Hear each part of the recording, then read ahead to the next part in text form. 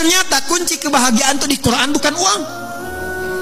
Kunci ketenangan, kesuksesan itu bukan harta benda, bukan jabatan, bukan kedudukan.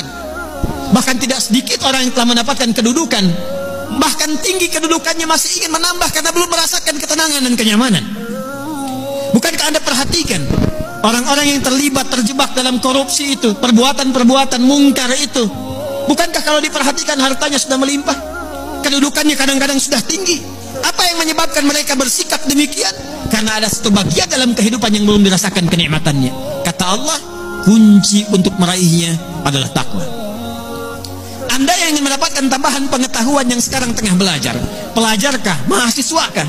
Ternyata kuncinya bukan sekedar bakat kepintaran. Quran surah kedua Al-Baqarah di akhir ayat 282. Wattaqullaha wa yu'allimukumullah. Kamu tingkatkan takwamu kepada Allah. Kata Allah, aku tambahkan dan ajarkan kepadamu tambahan pengetahuan. Kunci kebahagiaan ternyata bukan harta, bukan kedudukan. Quran surah kedua Al-Baqarah di akhir ayat 189. Wattaqullaha la'allakum tuflihun. Tingkatkan takwamu kepada Allah. Kata Allah, aku tanamkan kebahagiaan di setiap etapa kehidupanmu. Rumah tangga bahagia, pekerjaan bahagia, kehidupan sosial bahagia. Hadirin, bukankah yang punya harta adalah Allah? Bukankah yang punya ilmu adalah Allah? Bukankah yang punya kebahagiaan adalah Allah? Tapi menariknya, kita tahu, kita menyadari yang punya ilmu Allah, yang punya harta Allah, yang punya kebahagiaan Allah. Tapi kita yang mengatakan itu semua adalah milik Allah, jauh dari Allah. Bagaimana semua itu bisa diraih? Bukankah hukum mengatakan orang yang dekat dengan seseorang yang punya kapasitas akan punya akses mendapatkan kemudahan dari kapasitas yang dia miliki? Orang yang dekat dengan pejabat dibuka akses dari jabatannya. Orang yang punya kedekatan dengan orang yang punya harta dibuka kelapangan untuk mendapatkan bagian dari hartanya. Hukum itu berlaku. Seseorang yang dekat dengan Allah, apa yang sulit bagi Allah untuk melimpahkan kepada hambanya. Jadi problemnya, kalau ada orang sukses di pekerjaan, kurang bahagia di rumah tangga, mungkin mohon maaf bukan karena kurang gelarnya, bukan karena kurang hartanya, boleh jadi yang kurang takwanya.